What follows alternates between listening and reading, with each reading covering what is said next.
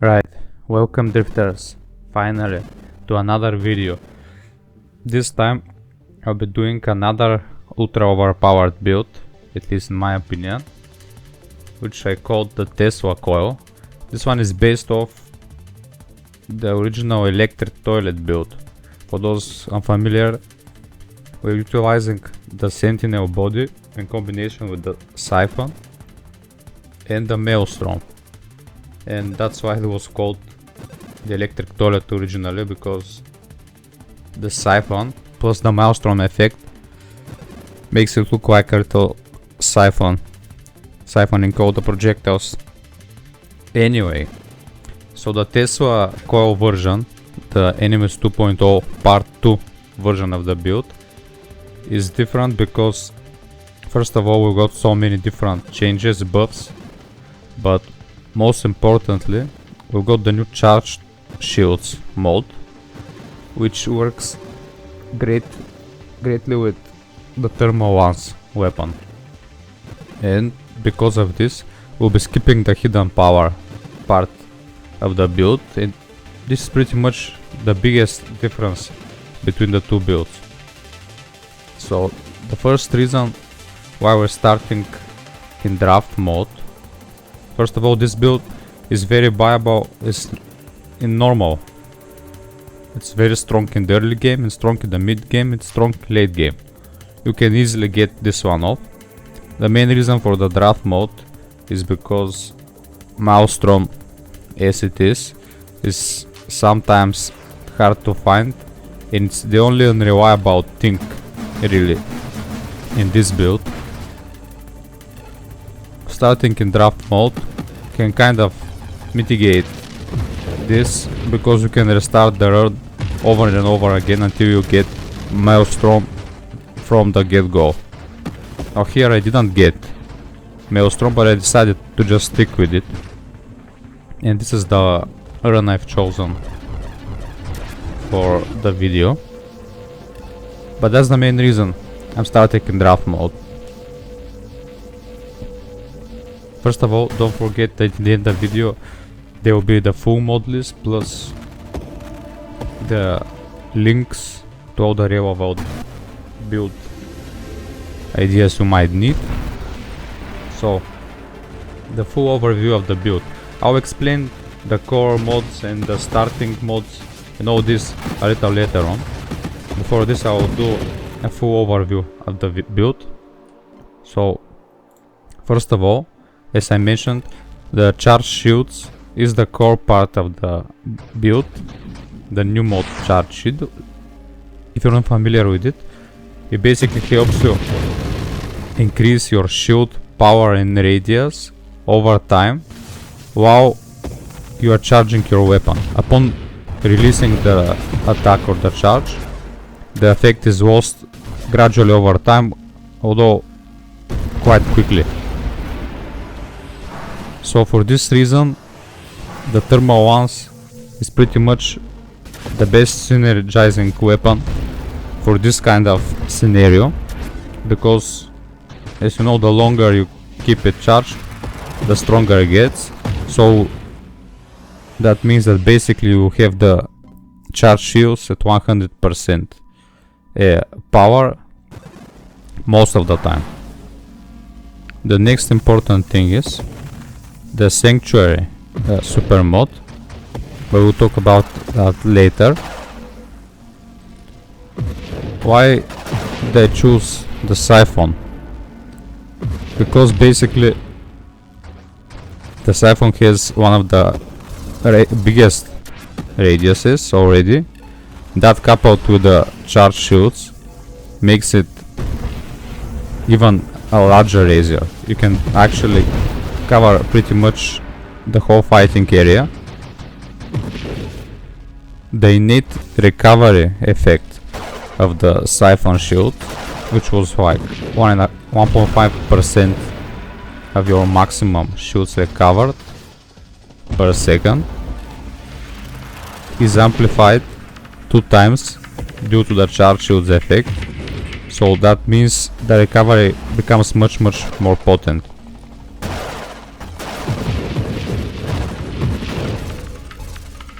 Discharge obviously is very good for clearing all area attackers, and like in general clearing the smaller waves is a bit of a hassle with the thermal ones because of the reduced movement options. That's why you need everything that improves upon your mobility as well. Maelstrom, as I said, is the core around this. Without Maelstrom, there are a couple of waves that are extremely difficult to survive for this build. One of those being the bolt throwers in the late game, especially. I think that about covers everything. Oh, of course, the reflexive shields. The reflexive shields trigger off any self-imposed damage, so discharging with your weapon triggers the reflexive shields as well, and those become very powerful once you acquire their charge shields. So the starting mods. So there are a few differences whether you're starting in draft mode or normal,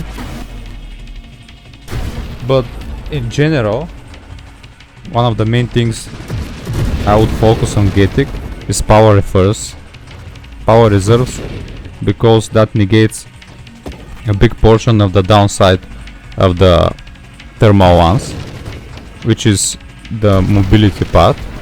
That means you'll be more mobile to dodge around, and in general get to enemies more quickly so that you can take them out quicker. The next important bit is the charged shot, which is extremely powerful with the thermal ones, as established already. So just having these two mods in the beginning will make it much more easier to survive. Next, I'll focus on getting the Omni Shield plus Discharge. Regenerative shields could help quite a bit if you're playing in normal mode, not so much in draft mode, it's at least for the beginning. So I would bet on charge shot, Omni Shields, Discharge, just to get it going properly. Just with these couple of mods you can grind all your way to wave 120, no problem. After this, the greatest synergies of the build are, for example, the Blast 3 all the way to Rupture, which improves upon the thermal ones greatly, because thermal ones is improved, its size is improved by all blast increasing mods, and that unlocks deflagration in the end, because we'll be taking all the burn mods as well. So deflagration is a natural extension to the build, which is a great synergy overall, because usually deflagration is so powerful that it even justifies spending empty points into the blast tree just so that you can unlock the deflagration. And in this case we just got a perfect synergy in all those mods. So that's about it, the start. Another little point about your starting damage is that your overall area damage won't be that great when there are a lot of enemies around, because the Siphon shield splits all the damage around.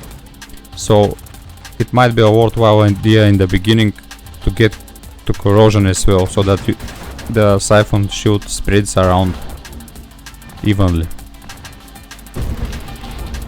Next thing, all the core mods. So first of all, charge shot. Next we'll get focus shields, because both of those are required for the charge shields. Next I'll work my way towards discharge and omni shield. After this I'll try to get ages as well, so that I unlock sanctuary. Power reserves and agility, extremely important because of the thermal ones. Strafe is a natural extension to this, but is an extension, so you can usually just get it straight away on draft mode. But if you're starting from level 1, power reserve is the highest priority from the whole tree. Let's see what else was there. I think that's about everything in the core mods. All other mods I would really consider as an extension to the build. The core wild mods for this build, first of all, Maelstrom is maybe the core mod in general, but Maelstrom and Bravado are the only two mods I would really call core. And even Bravado is not that important, but it's good to have in this type of build. Galvanic outbursts maybe can be put in the core mods, but you can only stack them without obsession, so either through revelation or explosive growth. I would usually use the explosive growth or revelation to get either galvanic outbursts or evolutionary niche. I'll use one for one and one for the other. I think the better option is to use the revelation on galvanic outbursts and the explosive growth on evolutionary niche. The evolutionary niche is very strong, just like Bravado is on the Sentinel, especially the new buffed Sentinel. But after I'm finished with all the mods, I'll get into all the buffs that happened in the last patch as far as this build is concerned. The main super mods: charged shields and barrier. Charge sheets, obviously everything about it is ultra cool. I definitely think it is going to get some sort of nerf maybe, or at least change, but it doesn't seem like it so far. Anyway, about sanctuary. So usually people would say sanctuary is back, blah blah blah blah blah blah, and it's probably one of the weaker super mods. However, for this build it synergizes perfectly. One of the reasons because of I picked it is not only that the shield power that comes from sanctuary is amplified due to the charge shield effect, but as you know, while you are firing your weapon, your generation is reduced to 80% only. So just the same way efficiency works, you know, when you're not firing your weapon, you gain 20% extra regen. Even without efficiency, you still have the same effect built in by default. So if you are firing, your regeneration is innately reduced, and if you take efficiency, the actual debuff that is applied to you by firing is actually 40%, it's not just 20, because you got a built-in efficiency that's not really mentioned anywhere else in the game, but there is a 1-2 tip when you die that mentions this. who does that. And Sanctuary works like recovery. It's not the same way as regeneration. So if I'm not mistaken, it's not really bothered by firing your weapon. So that's one of the reasons I picked it. Maybe I'm wrong. I'm sure someone will let us know in the comments whether that's true or not. But it is true for me, and that's how it remained, and that's why it helped me.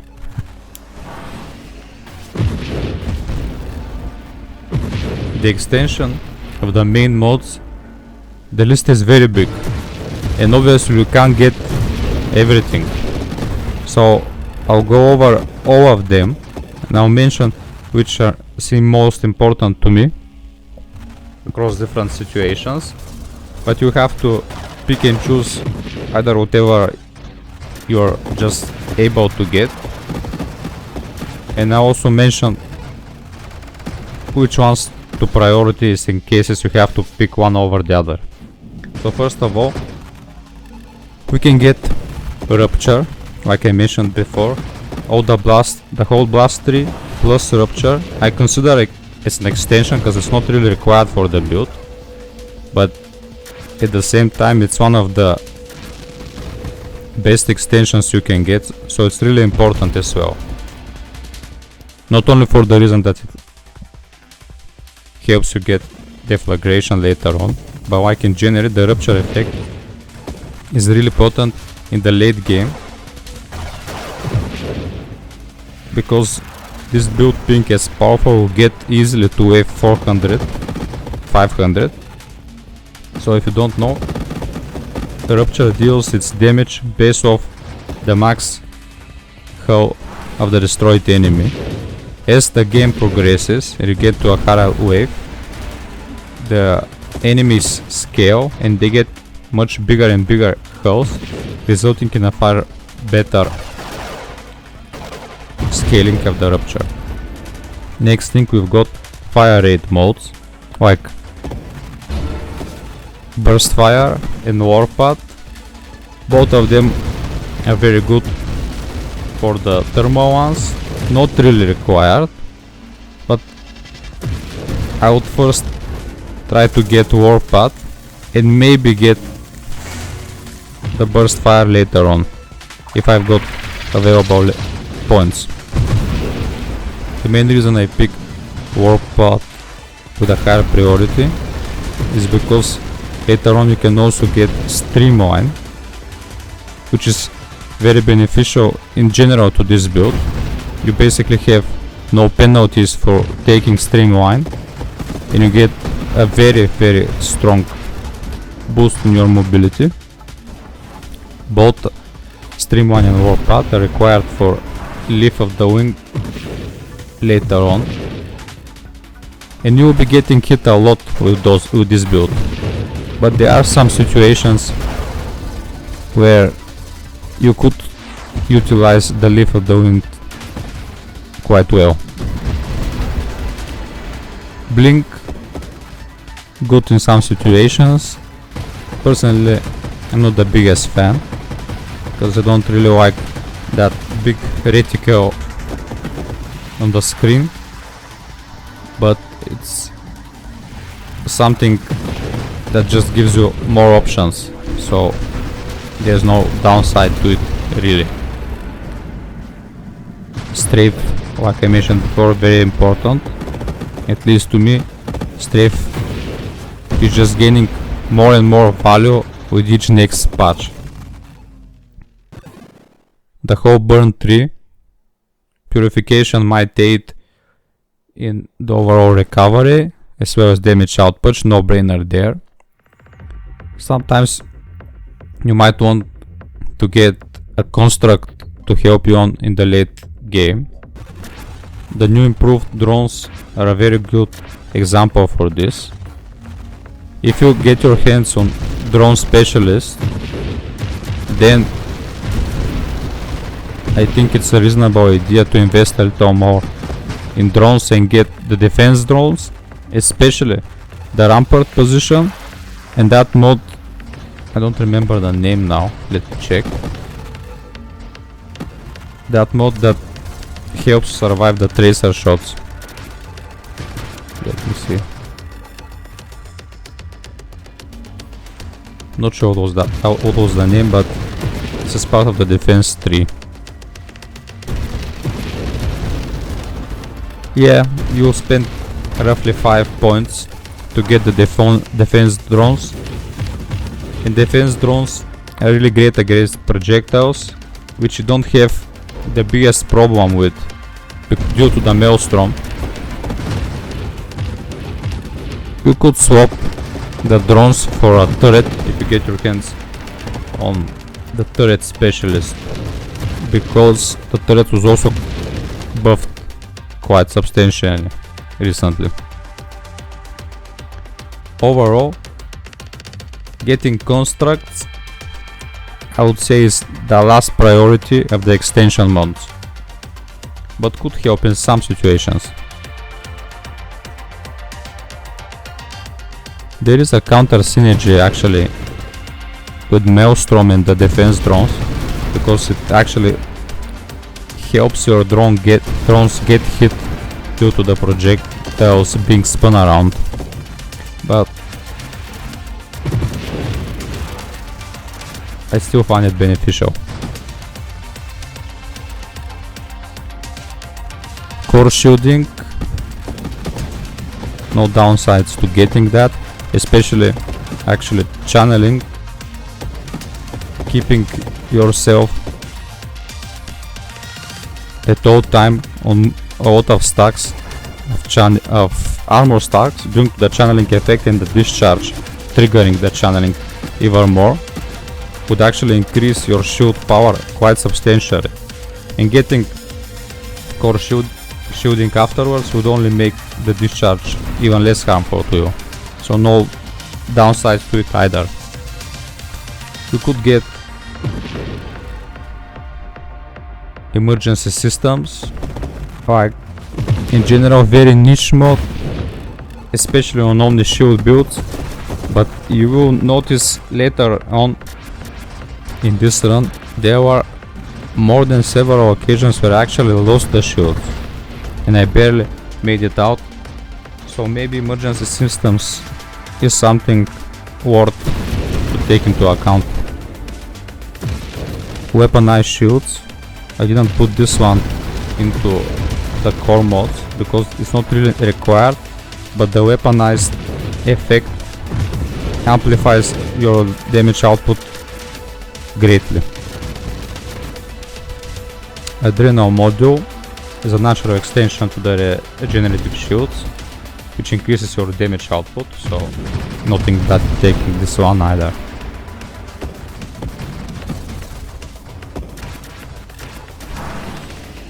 Terminate is something else to look for.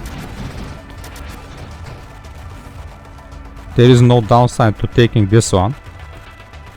Usually most of your damage would come from area and burn damage and not really from your thermal ones. However, against bosses, the thermal ones plays a very strong role because it amplifies your overall damage output, and you don't have that strong of a single target damage.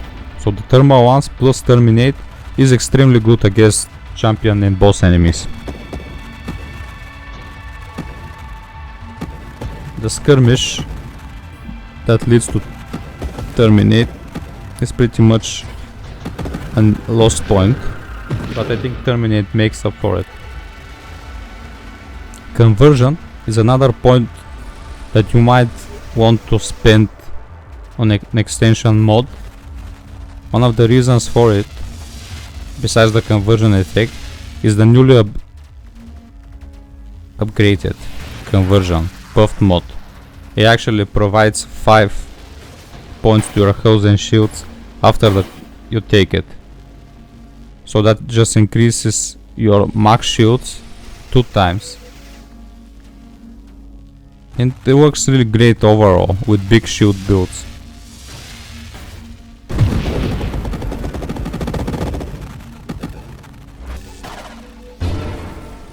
As far as the wild mods are concerned, As an extension, I would say any of the,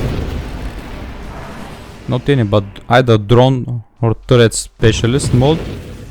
Even a guardian could work somewhat well.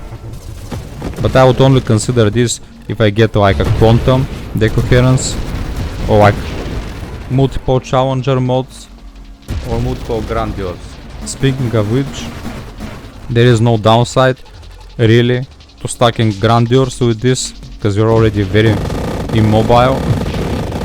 I feel grandeurs are a good option, as well as all the challenger mods you could get your hands on. You won't really struggle with those,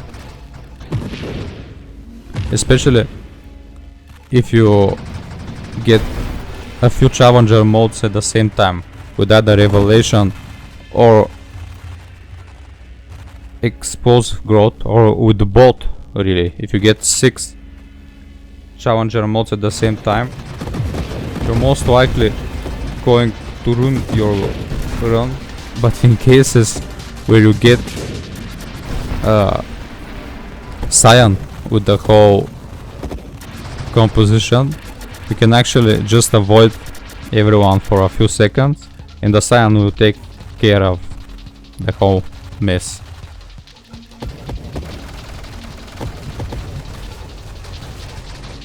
So past the 2 main super mods that I said, I wondered whether deflagration should go into the core mods, because it is really great, but it's not like required to get the build going.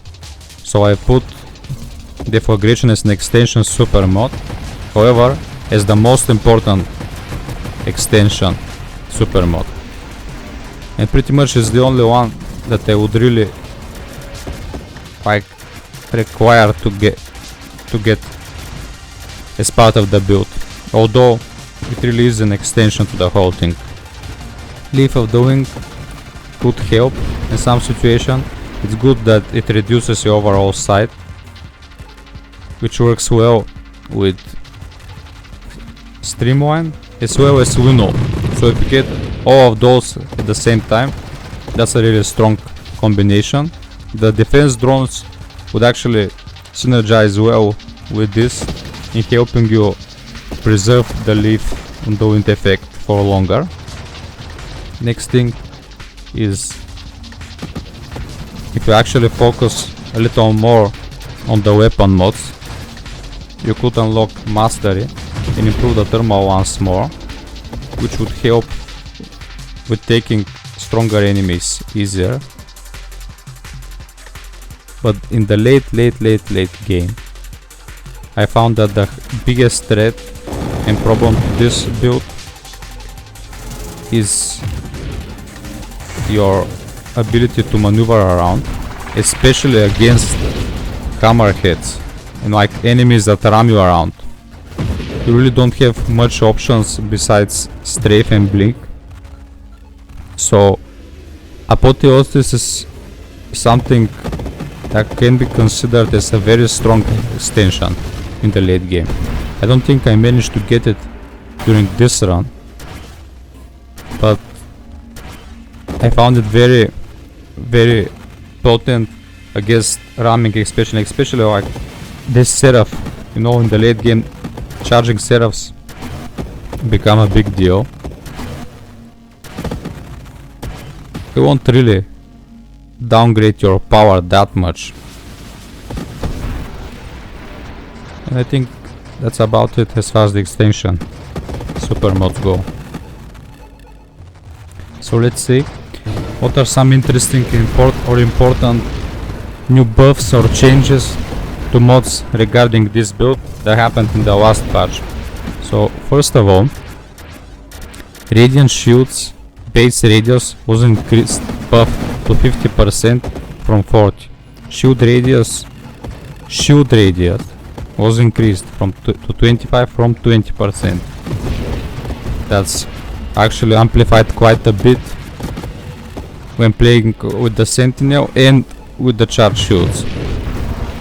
Next thing, there were quite a bit changes to the discharge. So discharge,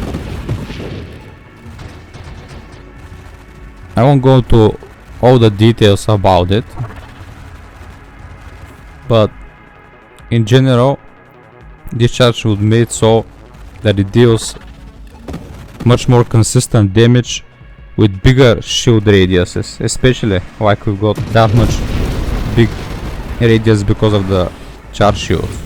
So in overall it just improvements all across the board for the discharge. I'll read all the changes quickly now. So discharge scaling changed to be more weapon agnostic after the lightning damage changes. Slow weapons deal similar DPS compared to faster weapons. That's not really relevant for this situation, but that's something I got changed. Discharge and all other lightning attacks now apply damage per bolt chain instead per bolt segment, making their damage much more consistent and removing the problem of increased shield radius, sometimes resulting in lower damage. Discharge base size is now a little larger and scaling from rate of fire a little lower. Next week we got an interesting change to the Sanctuary.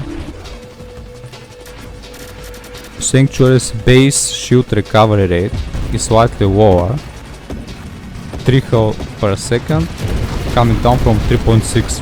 However, the Sanctuary maximum shield scaling, shield recovery, is increased by roughly 20%, meaning builds that got big and strong shields will have better effectiveness out of Sanctuary rather than smaller shields. So let's say you take Omni shield with Amp shield, with the MP shield, the Sanctuary won't work as strong when Amp shield is at 100%, whereas as a shield that's much bigger. Okay, let's see what else. Oh, we got the new drones, obviously. The Sentinel shield effect, power and radius, both were buffed. The shield effect radius by default increased to 25 from 15%, and the power decreased, actually, not buffed but decreased, to 10 from 15%.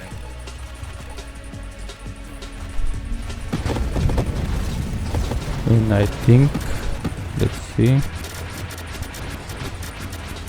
that's pretty much the most important changes.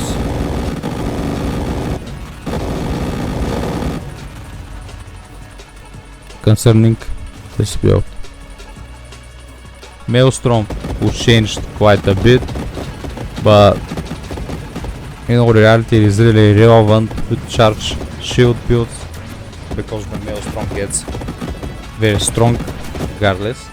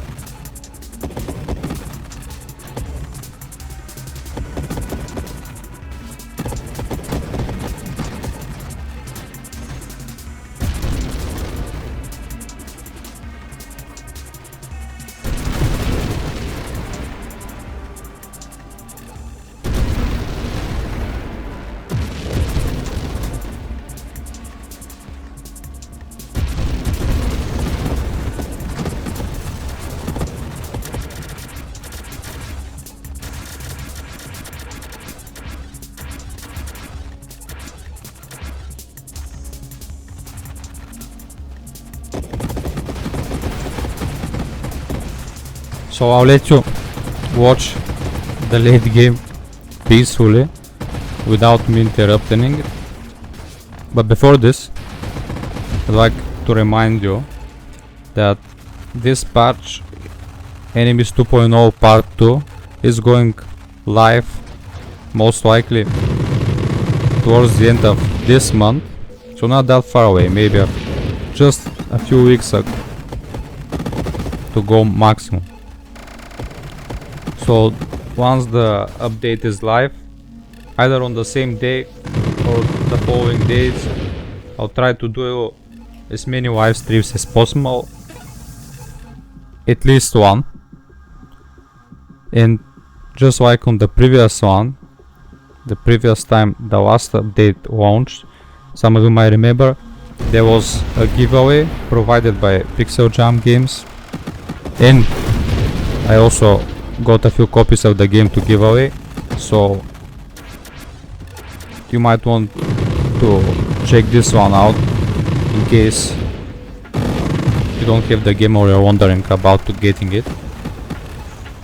I think the rules will be the same as last time, just have to be online during the streaming event, and at certain points I'll just stop,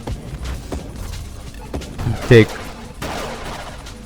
a randomizer up, or maybe just pick someone from the comments. Last time I didn't do like a random search for someone to get it. I basically gave to everyone that was in the stream. I don't think I'll be able to do it again this time. I'm not sure even how many copies I'll give away. So far it's only like 1 or 2, but it might be something worth checking. And of course, thanks to watching. I know activity has been pretty much dead on the channel in recent times, but such are the times. Hopefully in the near future things might change. No promises, we'll see.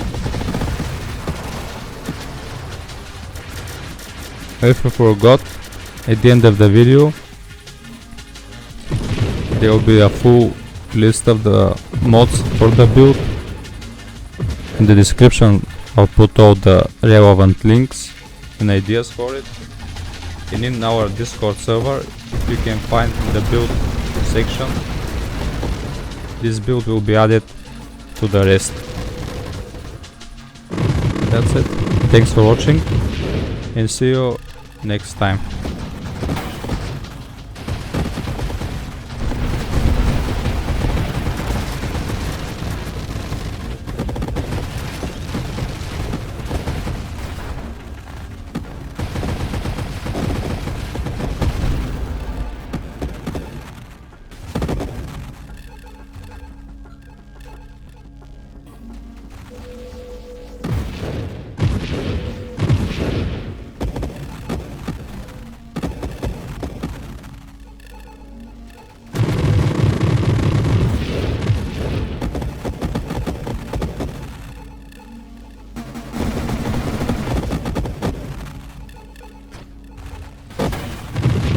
I forgot to mention something that I've already mentioned multiple times, but it was really mind-blowing to me when I found out about it quite a while ago. Someone told me that once you take power inversion with your Maelstrom, the Maelstrom actually starts spinning the other way. So by default it spins counterclockwise, and all the projectiles are spun around you counterclockwise, as you can see here. So once, if you've got lots of projectiles surrounding you, or like in general, if the Maelstrom effect is working at a full power, ideally you want to go around, orbiting around the whole screen counterclockwise. So going counterclockwise, like I'm mostly trying to do here helps you survive even better with the Maelstrom, because all the projectors get spun around counterclockwise and you just go with the flow. Whereas if you go against the flow, you're more likely to hit even more projectiles when the Maelstrom is active than without it. So have that in mind. And if you have power inversion, which is not a bad thing to get here because it increases your blast radius, if you have power inversion, the spinning effect of the Maelstrom is reversed, so it becomes clockwise, and then the general direction you want to be circling around is with it again. So you start circling clockwise again. That's something interesting to have in mind.